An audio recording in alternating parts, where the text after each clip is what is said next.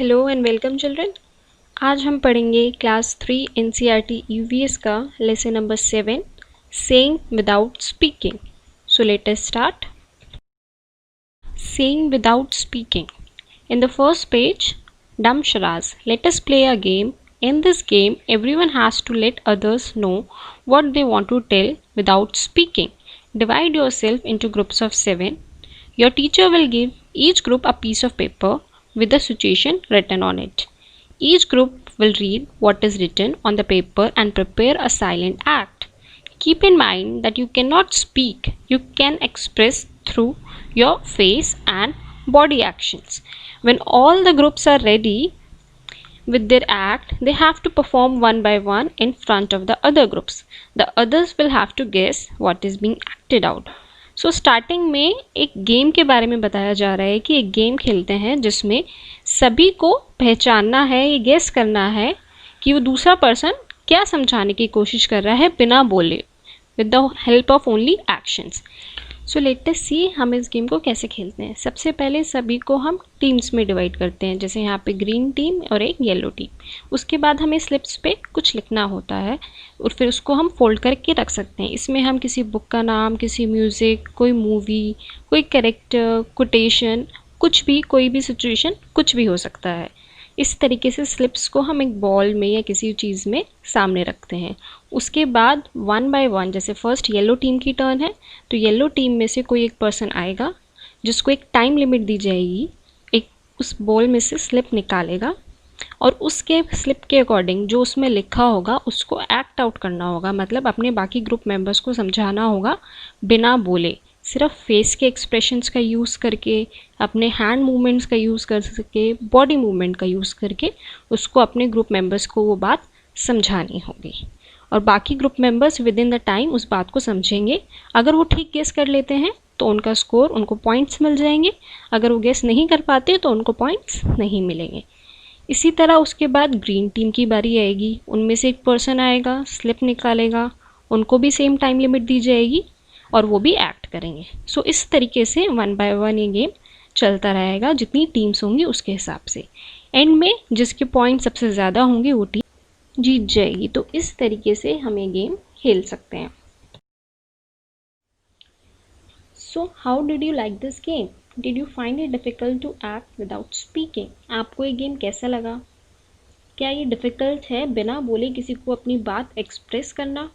Look at the picture given on the next page. The children in the picture are talking to each other through actions. Then there are two questions. Have you ever seen anyone talking through actions? When do people need to talk like this? Next page पे एक picture है जिसमें हम बच्चे आपस में actions के through बात कर रहे हैं, वो भी हम देखेंगे। उससे पहले there are two questions. Have you ever seen anyone talking through actions? क्या आपने किसी को देखा है जो कि actions में बात कर रहा हो? Yes, I have seen people talking through actions. अगर आपने नहीं देखा है तो आप इसका आंसर नो भी कर सकते हैं। Question number 2, when do people need to talk like this? लोगों को इस तरीके से बात करने की ज़रूरत कब पड़ती है? There are some people who cannot speak or hear. Such people talk through actions and hand gestures. कुछ लोग ऐसे होते हैं जो कि ना ही बोल सकते हैं या नहीं सुन सकते हैं, तो उन लोगों को एक्शंस और हैंड जेस्चर यूज़ करके अपनी बात को एक्सप्रेस करने की ज़रूरत पड़ती है। सो जैसे कि आप पिक्चर में देख रहे हैं, ये लोग अपनी हैंड मूवमेंट्स का यूज़ करके आपस में बात कर रहे हैं। Most of us can hear and speak, but there are some people who can neither hear nor speak. These people talk through actions. They understand what the other person is saying by studying their lip movements. बहुत mostly लोग आपस में बात कर सकते हैं, सुन सकते हैं, बट कुछ लोग ऐसे होते हैं जो ना ही सुन पाते हैं ना ही बोल पाते हैं, तो ये लोग अपने एक्शंस के थ्रू बात करते हैं। ये दूसरों की बात उनके लिप मूवमेंट, उनके बॉडी मूवमेंट से समझने की कोशिश करते हैं। All of us can not do everything. Some of us sing well, others write good poetry, some can climb trees quickly, while others can run fast. सभी सब कुछ नहीं कर सकते। कुछ लोग अच्छा गा सकते हैं, कुछ लोग पोइट्री अच्छी करते हैं, कुछ लोग पेड़ पे अच्छे से चढ़ सकते हैं और कई लोग तेज़ दौड़ते हैं। Some can draw well, others can sing in tune. कुछ लोग अच्छी ड्राइंग कर सकते हैं, कुछ लोग ट्यून में अच्छे से गा सकते हैं। We are from special in on own ways, hence in school we can learn from each other. सब अपनी तरीके से अलग अलग चीज़ों में स्पेशल होते हैं, इसलिए हम स्कूल में बाकी लोगों से कुछ ना कुछ सीख सकते हैं। Like all children, children who can not speak and hear also go to school to read and write. In schools, sign language is taught to them. बाकी बच्चों की तरह वो बच्चे जो बोल नहीं सकते, सुन नहीं सकते, स्कूल जाते हैं जहाँ पे वो लिखना और पढ़ना सीखें। वहाँ पे उनको साइन लैंग्वेज सिखाई जाती है। साइन लैंग्वेज वही भाषा को कहते हैं जिसमें हम अपनी बॉडी मूवमेंट्स, हैंड मूवमेंट्स का यूज़ करके अपनी बातों को एक्सप्रेस करते हैं। Let us read about a child who cannot hear yet who can do many things. अब हम एक चाइल्ड के बारे में पढ़ेंगे जो सुन नहीं सकती लेकिन बहुत सारी चीज़ें कर सकती है। I have a sister, my sister cannot hear. I have a sister, my sister is deaf, she is special. There are not many sisters like mine. My sister can play the piano. She likes to feel the deep rumbling chords. मेरी एक sister है, my sister is def, मतलब वो सुन नहीं सकती। She special, वो बहुत special है। There not many sisters like mine, सबकी बहनें मेरी तरह नहीं होती, मेरी सिस्टर की तरह नहीं होती। My sister can play the piano, वो बहुत अच्छा पियानो बजा सकती है। She likes to feel the deep rumbling chord, उसको जो पियानो की कॉर्ड से जो फील होता है उसको वो बहुत अच्छा लगता है। But she will never be able to sing, but वो कभी गा नहीं पाएगी। She cannot hear the tune. She likes to leap, to tumble, to roll, to climb to the top of monkey bars. वो ट्यून को सुन नहीं सकती, उसको बाकी चीज़ें करना अच्छा लगता है, जैसे रोल करना, क्लाइंब करना, ये सब चीज़ें मंकी बार्स पे करना उसको अच्छा लगता है। Now my sister has started going to my school. Although our mother still helps her speak and lip read at home. अब मेरी सिस्टर ने मेरे साथ स्कूल जाना स्टार्ट कर दिया है, लेकिन फिर भी हमारी मदर उसको हेल्प करती है ताकि वो बोल सके और लोगों की लिप को अच्छे से रीड कर सके। The teacher and children do not understand every word she says, like sister और वाटर और थम। टीचर और बाकी बच्चे सारी बातें नहीं समझ पाते जो वो कहती है। आई wore my sunglasses yesterday. The frames were very large, the lenses are very black. My sister made me take them off when I spoke. जो मेरे फ्रेम्स हैं, कल मैंने अपने सनग्लासेस पहने थे जो उसके फ्रेम जो हैं काफ़ी बड़े बड़े हैं और जो उसके लेंसेज हैं वो ब्लैक है। मेरी सिस्टर ने मुझे उनको उतारने को कहा जब मैं बात कर रही। What do my brown eyes speak to her brown eyes, मेरी ब्राउन आइज उससे की ब्राउन आइज से क्या कहती हैं। उसकी सिस्टर ने ऐसा क्यों कहा, क्योंकि जब हम बोलते हैं हमारी फेस पे बहुत सारे एक्सप्रेशंस बनते हैं, हमारी आइज से भी हम समझ सकते हैं कि वो पर्सन क्या कहना चाह रहा है। इसलिए वो सुन नहीं सकती थी, तो जब उसकी सिस्टर उससे बात करती थी तो उसने उससे कहा था कि वो अपने ग्लासेस उतार दे ताकि वो उसकी बात को और अच्छे से समझ पाए। This poem is the extract from the poem I have a sister, my sister is def.